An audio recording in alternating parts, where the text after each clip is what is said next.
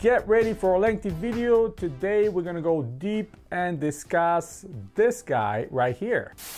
Hey guys, welcome back to the Harvester's channel. My name is Ivan and today we are looking at the Lenovo Legion T5 pre-build. This is the smaller gaming desktop from Lenovo. Very similar to the guy behind me right there, the Lenovo Legion T7 that you've seen plenty of my videos in the past. And I really like that one. For a while, it was my favorite pre-build because of all the good smart engineering that went behind it. And we have something similar here with a lot of details borrowed by the bigger brother behind in just a smaller case, but still very functional and still very intelligently engineered. So what we have inside here is RTX3060, as you can see, and we have Ryzen 7 5800 non-X, but that's not a bad thing because it's so similar to the 5800X. You're probably not even going to see any difference if you have both of them and if you're using them for like the day-to-day normal tasks and gaming. In performance, I'm going to show you some comparison because I have a 5800X and the points in Cinebench and other synthetic benchmarks are not that far off. So this one is very capable processor. We have a 16 gigabytes of 3200 megahertz RAM on board. Unfortunately, this one is a GDAC memory, no XMP here. And I'm gonna start with this. This is the first and kind of the biggest negative for me with this desktop. Lenovo are still not giving us an XMP profiles. Same is the case with the one behind me, the Lenovo T7, last year's generation with the Intel 10 Gen processors, no XMP there. Fortunately, for those of you that bought later versions with the 11 Gen, those feature XMP profiles, and that's the only one that I know that has XMP profiles in the BIOS. This one I don't think we'll ever get it. Unfortunately, Lenovo is tone deaf for all the previous customers. They bought expensive products from them, unfortunately, and this is how it's going to be. So my only advice for those of you that own that computer is once the warranty is over, just replace the motherboard with something aftermarket and it will be much better. You can reuse all the rest of the parts because the cooling solution in the case are very capable. That includes the power supply as well. And yeah, just put a new motherboard and you'll be good to go. Now back to the T5. This specific SKU was sold in a very limited quantity through Lenovo, and more units were pushed through Best Buy and Antonline and other e-tailers. So a lot of people bought this a couple months back and over the summer. The price was up and down from what I remember. Originally released around $1,600, which was way too much for what you're receiving with the 3060 inside. But then the price dropped around the end of the summer, and I think Best Buy was selling it for $1,300, which was excellent deal, and a lot of people bought that computer. I personally missed it, but a couple weeks ago, one of the biggest sellers on eBay for refurbished computers had them listed for $1,200, and I snapped on it with the quickness because I've purchased before from that same e-tailer, and I've been nothing but pleased with the computers and the way they ship them. Everything is taken care of. There's no problem whatsoever, and the description is accurate. Of course, you're getting an excellent computer in a perfect working condition for a very good price. So $1,200 I believe is a very good price. It's not the best, obviously it's not a killer price, but it's still very good considering the parts inside. You have the Ryzen 7 5800, you have the 3060, you have a very capable power supply, which is exactly the same 650 watt FSP 80 plus gold power supply that I have in the one behind me, and that one has 10900K and 3070, so it's pretty capable for this hardware as well. No problem whatsoever. You have 3 addressable RGB fans, 2 in the front, 1 in the back, and 1 that it's mounted on the cooling solution, which the cooling solution in this one is a tower. Again, I'm expecting this one probably is made by Cooler Master as well, but Lenovo are claiming it's a 150 watt tower, and I haven't seen any problems with the temperatures. Even with all the game testing and everything else, this tower manages to keep the 5800 around 65-66 degrees, so that's great. Yeah, it's 65 watt processor, but we know the 5800s run a bit hotter, so this is pretty capable in my book. Now obviously I'm gonna pick up the camera and show you some details. We're gonna get closer and we're gonna point out some things that I think Lenovo are consistently doing right. And some missed opportunities, obviously, as always, you know, nothing is perfect. But I still believe that if you can find this computer for around $1,200, that's an excellent deal, and you should grab it if you're in the market for getting a gaming desktop. Obviously, these days, we're continuing to have problems and not being able to find all the parts ourselves, so you can build it and really make it a custom computer. But with this specific SKUs from Lenovo, so many things can be changed. And like I mentioned earlier, once your warranty is over, you can replace the whole motherboard, put an aftermarket motherboard from whatever brand you want, and off you go. You basically have a custom computer with excellent cooling and ventilation from those cases. Now, obviously, being the smaller form factor and cheaper version of the one behind me, a lot of things are omitted, like 2 of the USB ports on the front are no longer there. 3 or 4 more USB ports from the back are not there. The sound is a little bit of a lower level Realtek. It's not the same one on the T7. All that is just minimum issues that I personally don't see as a huge problem. Obviously, they had to cut some corners to keep the price down, but we have a smaller case with smaller footprint. So those of you that really don't have much room on a desk or your working space and you want to have something smaller but still very powerful, that is a great solution right here. Talking about the 3060 inside, what can I say? I think this one is also made by MSI, just like the 3070 on my T7, but the BIOS is not showing MSI. When you open GPU-Z, it shows Lenovo, so I'm assuming early versions or early parts, when they were trying to get as much graphics cards as possible, they were just getting straight up graphics cards from MSI without flushing their BIOS or anything like that. This one says Lenovo on it, but it's still running on the 106 die. So those of you probably going to ask me, hey, can this GPU mine? With those custom drivers that were released earlier this year, you probably can achieve the same hash rate as all the regular 3060s. They were able to be unlocked previously. Now later versions, things changed a little bit. Different BIOSes were released. Even with the custom drivers, you were not able to unlock. But yeah, this one is the older one, so you'll be able to do it. Just throwing it out there. Personally, I'm not mining, but I know there will be questions.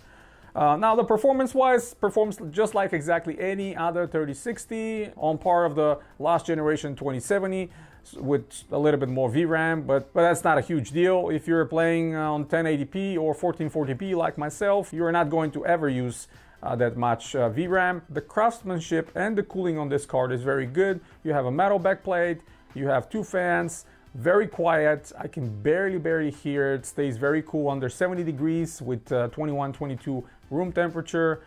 So yeah, performance-wise is great. Let me pick up the camera. We're gonna go closer. I'm gonna point out a few things. And of course, at the end, we're gonna talk about it in the conclusion. Now, as always, starting from the back of the computer, we have our power supply, 650 watt, 80 plus gold, made by FSP, Fortron. We have only 4 PCIe slots, unlike 7 on the bigger brother. And if I lift up a little bit, you're gonna see on the IAO, only 3 instead of 6. For the audio ports, we have RJ45, 2 USB 2 ports, we have USB-C right here, and then we have 2 USB 3 ports right here, and that's it, nothing else on the back. Of course, you can see the ARGB AVC fan, same fans that were used on the bigger brother as well, and the antennas for the Wi-Fi are moved on the top.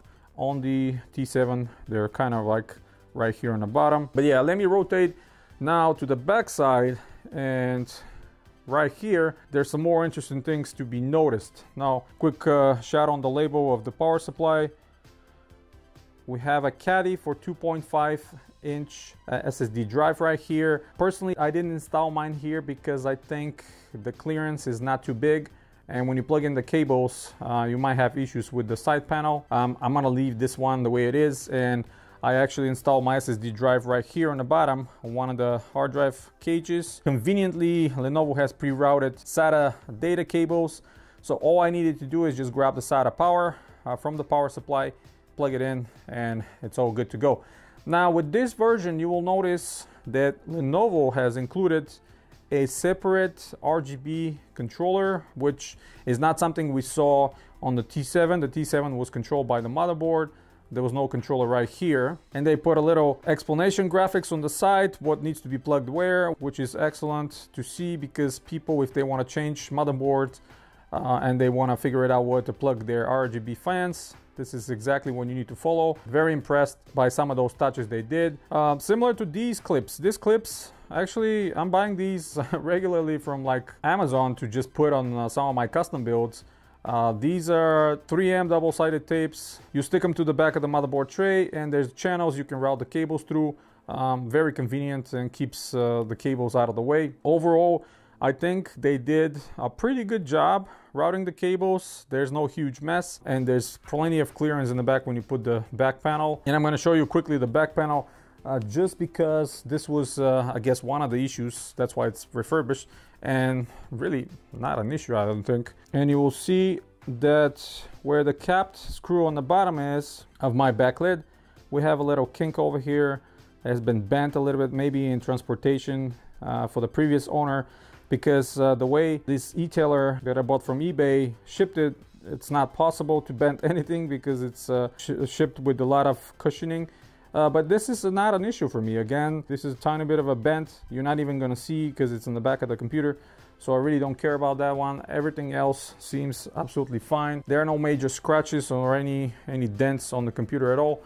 And if I lift up here on the top, you'll see the same exact perforation that we have on a T7. So if you want to mount a 240 AIO, that's possible with no problems. And here are the power button, the headphone and the microphone jacks, 3.5mm headphone jacks, and the 2 more USB 3 ports right here on the front. The exact same mesh style we have with the glowing Legion logo, and we have the 2 fans, sticker for our Ryzen 7. And slight perforation over here. You can kind of put your hand and lift up the computer to carry it. So a little bit of a different styling on the front mesh. Here is the T7. There's no handle, there's nothing. There are no gaps, and of course we have 3 fans over here compared to this one. But now if you look at the main chamber, here are the fans mounted, and let me reposition slightly so I can show you some things.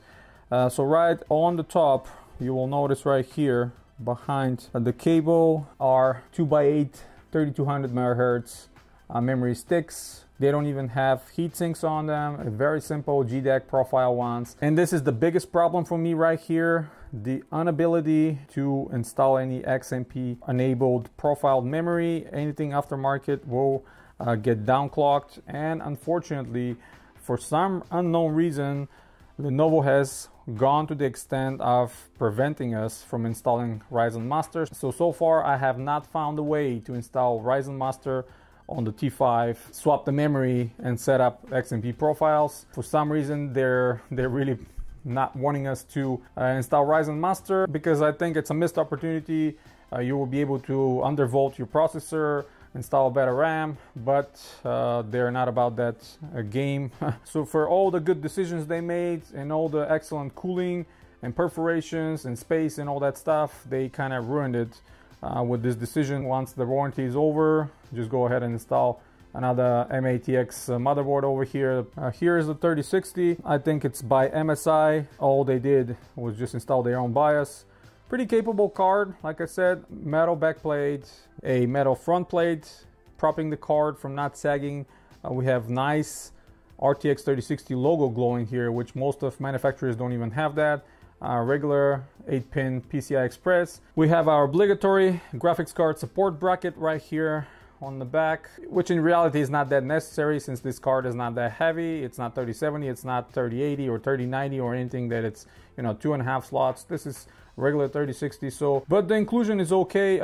Maybe just blocking a little bit from the air from this bottom fan towards the graphics card. That's the only minor issue I'm seeing.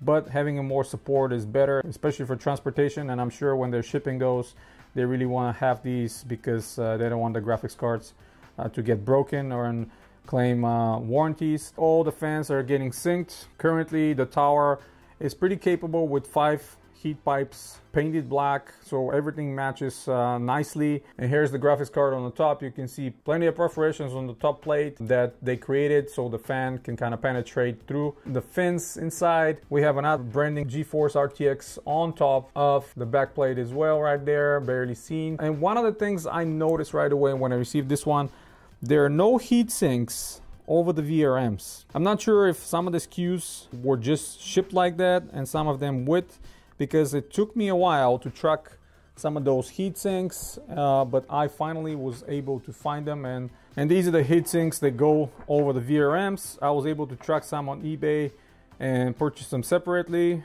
They come with the thermal pads already. They have the screws with them. This is how they look. Now, if they're 100% necessary, probably not, because you're not going to be doing any overclocking. Like I mentioned, Ryzen Master is not possible to be installed. These are very good thick heat sinks for the VRMs, and I think it's beneficial to have them over because they're gonna provide some extra cooling, disperse the heat coming from the VRMs. So I think if your motherboard is missing some of those and you want to install them, you should try to reach out to maybe Lenovo and purchase them, or track down some from eBay. I lucked out to buy another motherboard exactly the same as this one, but that motherboard had these VRM heat sinks, so I took them off. I'm going to be installing them on my motherboard. This is where the spot is for those VRMs. And by the way, we have 10 power faces on that motherboard, so that's not a bad motherboard, I have to say. Some of these computers were shipped with X570 motherboards. Mine is B550. Again, not something that I'm worried about. And if I point the camera down here with some light, you'll see this is my NVMe drive, 512 gigabytes NVMe drive. And this one is from Samsung, so a very good NVMe drive, plenty fast. But as always, if you want to expand your storage, I showed you in the back, you have plenty of options for SATA 3 SSD drives, and that's what I did. You kind of see the fans of the RTX3060 spinning now. In the front right here, we have the Intel AX201 wireless card. For those of you that prefer to be wireless, plenty fast. And right on the top of the shroud where it houses the power supply, you'll see that it's all perforated. So again, better ventilation right there. I think the design and the cooling solution of this case is very smart and provides plenty of ventilation. And even some of the bigger OEMs that are using aftermarket parts like NZXT, they don't even give you two fans in the front. They just try to cut as many corners as possible, where Lenovo are giving you all the fans necessary to give you some very good cooling. If you don't like the tower, and if you want to install a 240mm AIO, you can place it right here, no problem. Install your pump over the CPU and you'll be good to go. Personally, I'm not going to make that kind of change. I am not a huge fan of towers and the space they take inside the box. But this one looks very classy. I think looks very nice with the black color, kind of blends with the motherboard and the rest of the computers. And in addition is providing plenty of cooling for the CPU. So yeah, I'm not disappointed at all with this one. And I'm going to keep it the way it is. So there are a lot of smart decisions that Lenovo made with creating this T5 desktop. They borrowed the same ideas from the T7 with plenty of fans, good perforations, well ventilated, no thermal issues whatsoever, decent cable management, high quality parts, things that make sense. And the only major negative I see is the memory not being XMP and not giving you the possibility to install Ryzen Master and from there to install your own memory. But if you just want to plug this one, play games or do production, and don't worry about any overheating issues, the Lenovo Legion T5 will just do that with no issues whatsoever. There will be a minimum need from you to do any kind of modifications or changes. And like I mentioned, it will be just easy to pop the back and install extra storage if you like. Being a small motherboard and B550, you have only one NVMe drive storage. But again, that's not a problem for me. So yeah, that's pretty much it for the overview on this T5. I think it's an excellent desktop from Lenovo. If you are able to find this one for the same price, around $1,200, I think it's a great buy. Considering that it's a full package, you can get in, start playing games right away. Performs exactly what you're expecting it to perform. It's over the mid-range because we have a very capable Ryzen 7 processor, 8 core, 16 threads. We have RTX3060, we have a great cooling solution, and options to expand in the future or change everything and just keep the case and the cooling and still gonna perform great. Let's go ahead and talk about it in the conclusion. All right, conclusion time. And what do I think about the Lenovo Legion T5? Well, you guys probably guessed it. I really like it. And there's so many reasons to like this one and only one major one not to. For some of you, that might be a deal breaker. For me personally, it's a huge negative, but really not a deal breaker considering the price of $1,200.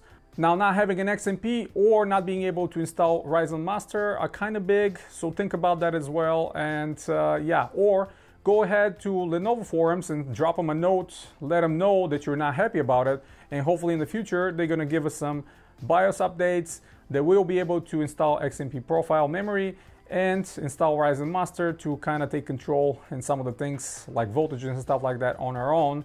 And hopefully they will do it.